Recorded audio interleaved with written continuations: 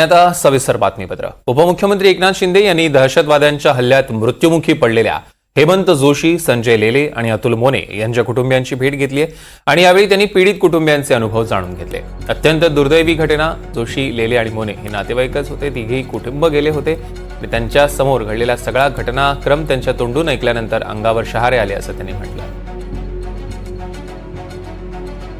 तर आम्ही या सगळ्यांना सहकार्य करू, आम्हाला जितकं सहकार्य करता येईल तितकं करू, आम्ही त्यांच्या सोबत आहोत।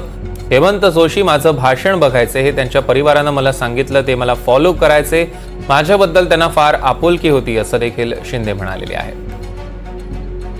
तर भविष्यात त्यांच्यापुढे येणाऱ्या अडचणी सोडवण्यासाठी शिवसेना कायम त्यांच्या पाठीशी असेल असं देखील त्यांनी स्पष्ट केलंय।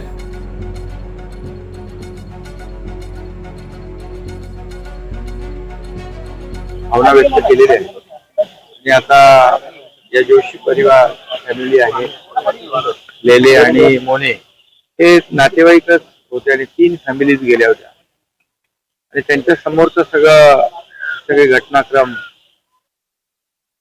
त्यांच्या तोंडून ऐकल्यानंतर खरं म्हणजे शहारे अंगावर उभे राहतात। त्यांच्या समोरच त्यांच्या घरातले करते 3 पुरुष त्यांनी गमावले। ही मोठी दुःखद घटना आहे आणि दुर्दैवी घटना आहे। म्हणून त्यांचं जे काही मुलांचं शिक्षणाचा विषय असेल किंवा ते आमच्या राजेश कदम त्याच्या परिवारातलेच लोक आहेत, शेवटी आपल्या परिवारातले लोक आहेत आणि त्यांना तेवढं काही सहकार्य करता येईल आणि त्यांच्या ज्या काही अडचणी आहेत आता बोलणं मला योग्य वाटत नाही।